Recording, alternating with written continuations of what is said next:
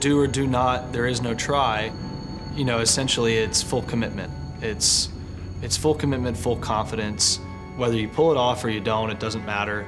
The point is you step in and fully commit to each and every shot. And that's kind of the mentality that I ideally play with.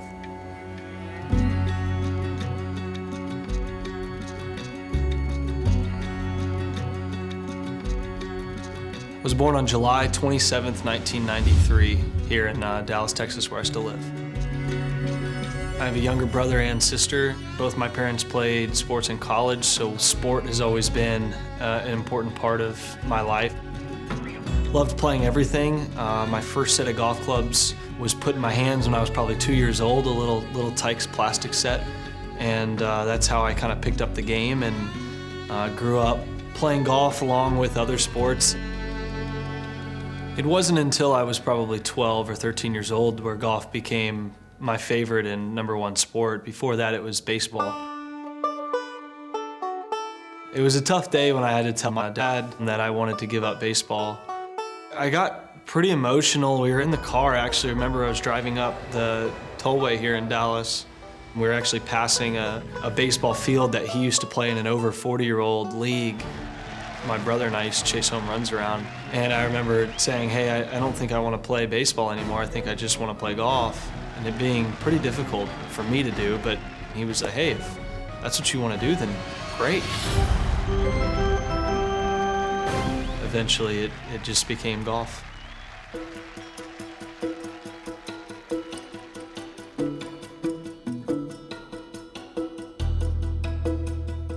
I was never pushed to do anything, just to set goals and to do what I love to do.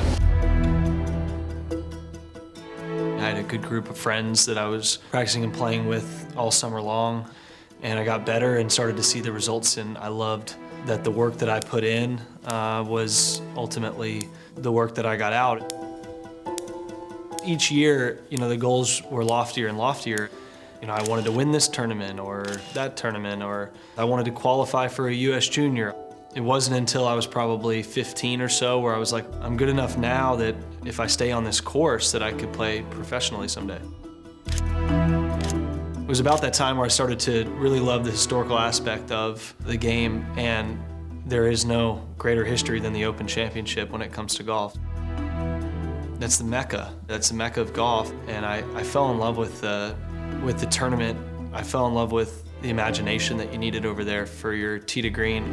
That was always cool. I always looked at it like, man, you know, if you can play in the wind in Texas, maybe that translates over to the Open Championship, and it kind of gives you that inner confidence that you'd be able to go in and play.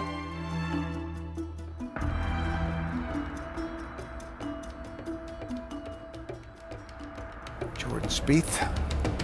Right, not an easy shot here to get up and down. Wow! Goodness gracious! Jordan Spieth, how about that birdie at the last? He will head to the Open Championship off a victory. Oh, wow. That Sunday night, you know, I didn't have any clothes for an Open Championship. It was the middle of the summer here in the States, and all of a sudden I'm packing a bag, and everything was happening so quickly. There was no time to stop and smell the roses or read or watch anything. It hasn't hit me yet. I'm not sure it will until maybe I wake up on the plane. I'm extremely pleased and a little worried about only having short sleeves going to Scotland.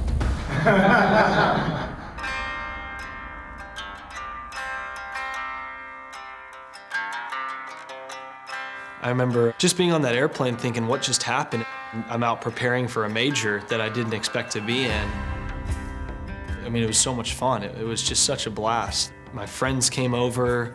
We hung out in North Berwick. I remember just being in like a pool hall there and just having a pint and just being like, wow, we're all over here in Scotland right now. This is incredible. The grandstands are just phenomenal here, more than any other tournament. It's fun, you know, everybody just absolutely loves golf over here, more so than I think anywhere else in the world. It was really special. I loved the golf course. I loved competing that week. I remember making a couple birdies, working my way into contention, and starting to think, man, I mean, this is nice. I've got an actual chance to maybe compete at this Open. This is Jordan Spieth. Talked a lot about a winner last week, just 19. So impressive. Saving his first Open Championship. You needed a little bit more experience on links golf than I had at the time, and I fell into some traps, some kind of rookie traps over there. Spieth in the sand again. But I just had an incredible experience. At the time, I still had really a long way to go in the sport to get towards the top. I still felt like I was at a different level from the top guys, even though I was starting to kind of step foot into where they were. But it was a dream come true year for me.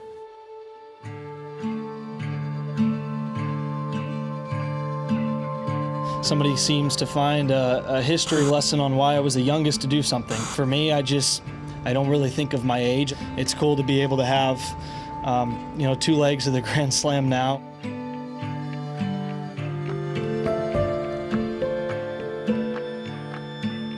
It was fun. I had just won the John Deere the day before again, and I remember thinking, let's go ahead and go after another major. I mean, I feel in form. I'm playing as well as anybody. I'm rolling in putts. I'm controlling the ball well. Yeah, nicely. It wasn't a grind. It was just a have fun with this whole experience. Making it look very simple. Down the fairway, on the green, holds the putts. It's not a bad way of playing golf. I knew, obviously, what was taking place. But I remember one thing being very important. I thought it was an advantage being at the Open Championship in a different country when it came to media and what I'd be able to see and hear. Because I don't watch as much television when I'm over there, I'm not on my phone as much. I just remember thinking to myself, keep your head down. Just keep it down. You're doing everything right, and learn this golf course quickly, because a lot of people know this golf course really well. They've played it a number of times, and I hadn't. I had played it once before, so that was kind of my process going in. Oh, you're kidding me. How many great putts has he made today? Jordan, what is your take on the magnitude of what you are trying to accomplish tomorrow? I do recognize what's at stake, and that opportunity only comes around to a couple people ever. And I'd like to be one of those people.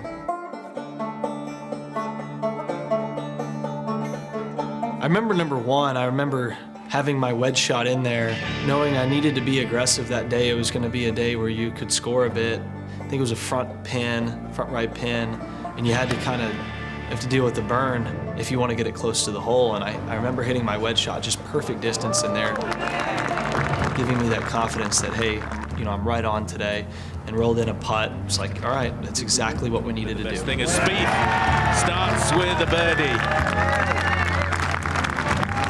He is a quite extraordinary 21-year-old. That was the goal, hot start. That front nine is where you have to chase it. Like, you got to get some strokes on that front nine before you turn back into that wind. You get the down right to left wind to start, and then it's just tough coming in. And so a good start's key to where you can just cruise and don't have to force anything on the back nine. And that's exactly how it went. It was a great start. Oh, it is. Jordan Spieth chasing the slam. I put myself in the position I needed to be on each hole. Didn't overthink anything, didn't do anything special, just rolled in, the birdies when I needed to make them. Spieth. In she goes, back-to-back birdies. Well, he's done it well. He's done it. Oh, how did that stay out? My goodness. I have the most vivid memory of 16. Right now, I close my eyes and I see the read on that putt. Straight, breaks right, then it straightens out, then it breaks right again. If you get it too far left, it goes off the green left. You get it too far right, it goes off the green right. But I had this great little line right through that if I hit it with the right speed, I thought it'd get close to the hole. And as I hit it and it's going towards the pin, I'm like, you gotta be kidding me, that thing's going in.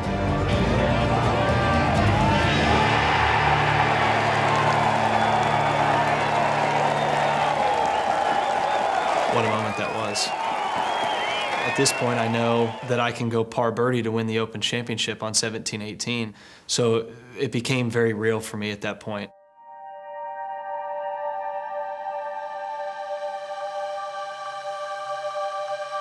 I have a couple regrets. I have a couple shots that I'd love to take back in my professional career. And one of them is the tee ball on 17. It's just after that birdie, I just kind of backed off a little and thought, as long as I just get through this hole, I'm good on 18. I took the left fairway line instead of taking the aggressive line that allows the hole to be shorter. And I took the safer route thinking I can make par, but it left a nearly impossible shot to hit the green on the second. I hit a good pitch, and then I just didn't quite commit to the putt. And just didn't hit it hard enough.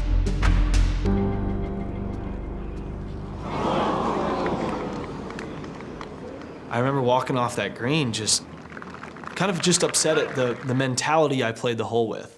Was just unusual for me at the time, but I just figured I could get it in and just get to 18. You know, really just from everything on 16 till I'm walking up to the green on 18, I'm like, man, what just happened? I just didn't even give myself a real look. And I hit a good putt. I mean, I hit a good putt. I knew of the history there, and I knew that could be a cool place to make a putt from. And when it missed, I was very upset. And inside, I felt I didn't play the finish of the Open Championship to win the tournament. I played it not to lose the tournament, and that's not really my DNA. I was disappointed, but hungrier than ever to try and get back and win the Open Championship.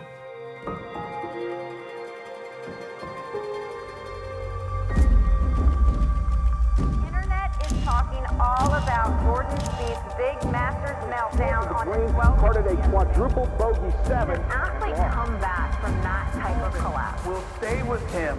He is never going to let it go away. No sport creates psychological demons more effectively than golf. But if he continues to play major championships, those demons are going to start barking in the back of his head.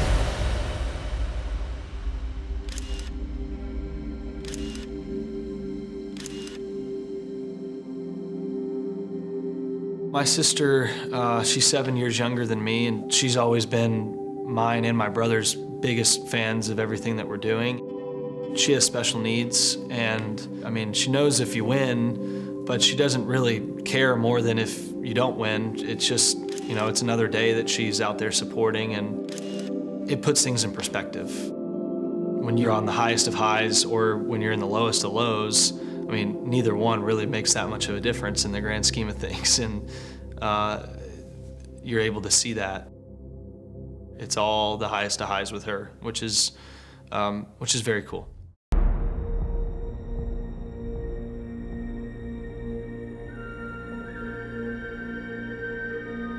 Do you ignore the memories of Augusta? What are your nerves like now? How do you balance that concept of playing not to lose? I knew that once I got into the media room that it wasn't going to all be positive, that a lot of it would actually be potentially negative, and I knew that I wouldn't sleep that well that night. Tomorrow will be a day that'll be emotionally draining, and I understand that, you know, leads can be squandered quickly. I knew I was hitting the ball well, and I knew that if I just continue to do that, then I should be able to play conservative enough golf to where I could ultimately capitalize. You tee off after 4 p.m. And that's really hard to do when you're up at 7 a.m. wide awake and you don't play for 9 hours. I had breakfast, I had lunch, I had an afternoon snack before going over, and you're watching the coverage without the sound, but you see your name pop up in the lead every time. And I'm watching the coverage so that I can see where the pins are, what guys are doing. That's one of the advantages of being in a final group in an Open Championship. And I just remember thinking to myself, I'm gonna learn a lot about myself. Good, bad, or anything in between, because I was going to be dealing with more than people normally are. I was going to be dealing with some scar tissue. I was nervous about the first tee shot. I was really worried about the number 1 tee shot. Wind in off the left, it's out of bounds just right of the fairway. You have to feel like you're hitting it way left just for it to go back to the fairway. And I hit my first tee shot exactly how I wanted to, and it just went to where it was just in a horrible spot, and I ended up making bogey without missing a shot. And that rattled me. A little hope for the rest of the field. Bogey from the leader on the first, back to 10 under. Yeah, I remember bringing it up to Michael during the round, saying, "Hey, Mikey, I got some demons right now. I got some bad thoughts in my head about today and what could happen." I mean, during the round, I remember voicing that to him. 3 bogeys on the first 4 holes. It was important for me to voice that out instead of hold it in. And I remember him having some really key things he was telling me to breed confidence into me.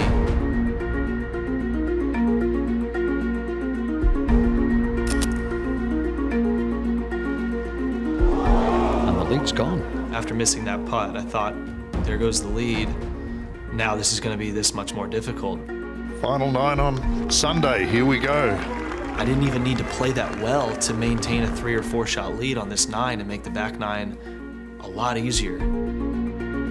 It wasn't good. It was a tough spot to be.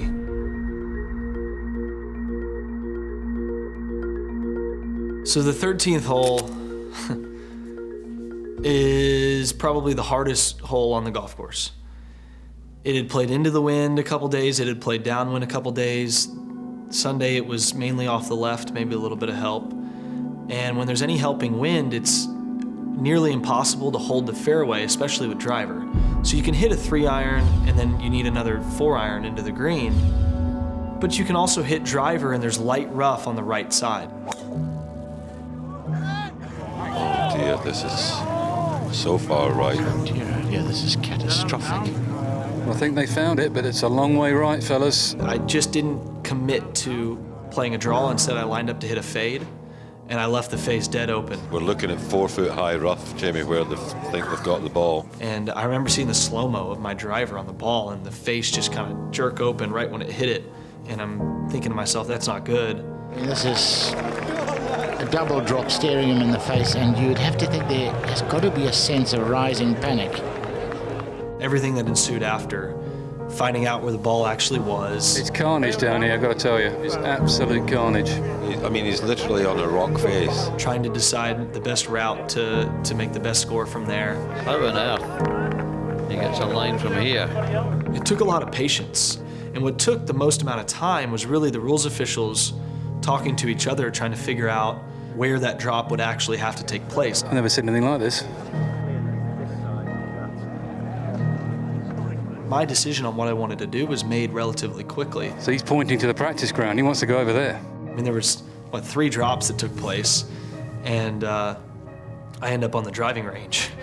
Jordan Spieth down on the practice ground. Would you all mind moving back too, just for your own safety? Okay. Here we go.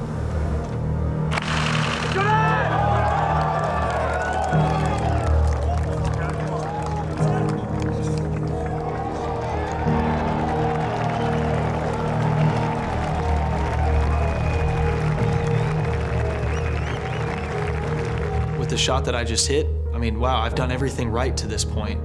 The last shot was incredibly difficult. This is so difficult as well. Chip it up there, and I have a putt for bogey, and Kuchar just made par, and I'm thinking to myself, with everything that just happened, I can knock this 6-footer in and only lose a stroke. The entire day I had felt like I'd been losing strokes, and when I knocked that putt in, got it, he's got it. I remember walking off the green, really thinking like I stole something, and went to the next tee actually feeling more comfortable than I had felt any time during that day. Felt like I stole a stroke out of that hole. Jordan Spieth, almost unbelievably, only drops 1 shot. And then I just hit the best iron shot I've probably ever hit in my life.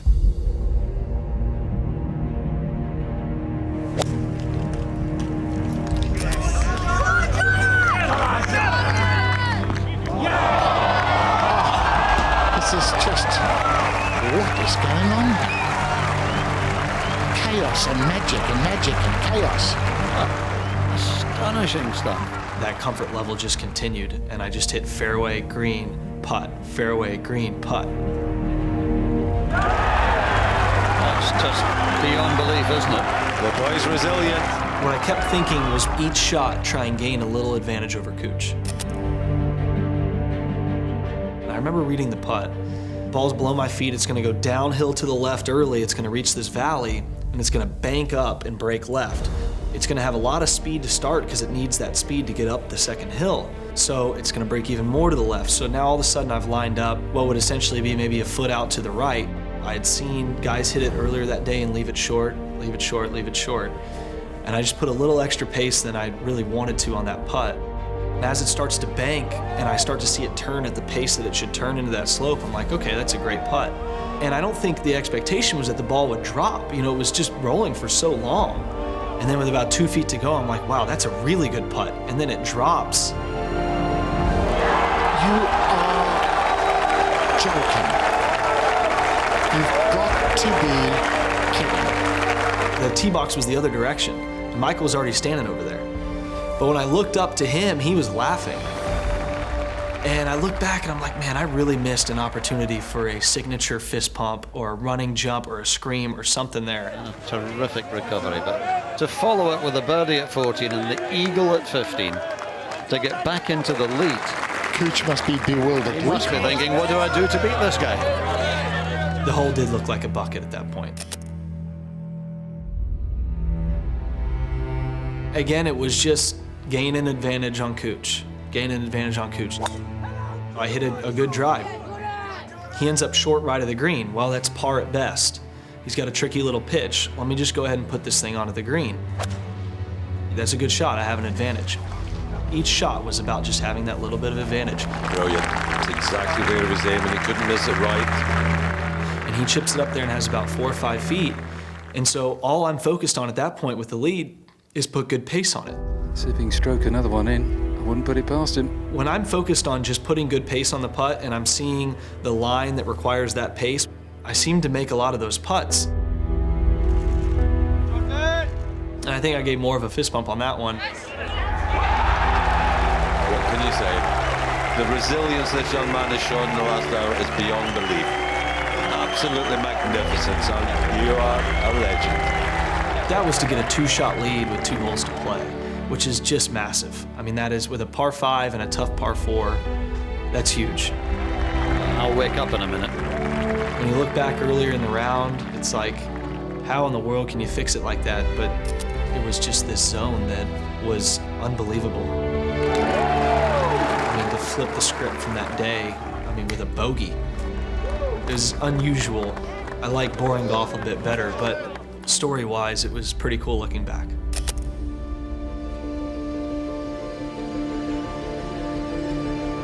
I knew the 18th hole with a left-to-right wind, out of bounds in play and hazard in play, it wasn't over yet. I needed to hit a couple very solid shots in order to finish that off.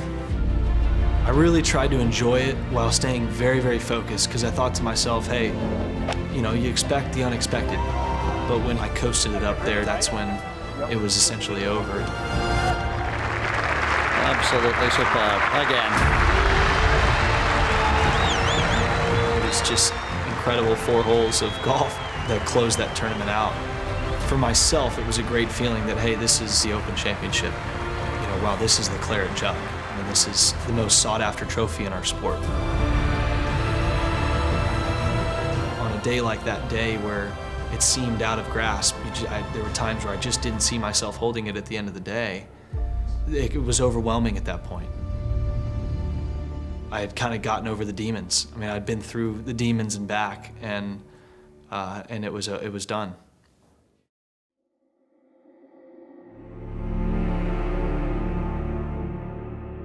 Flying home, we had a great time.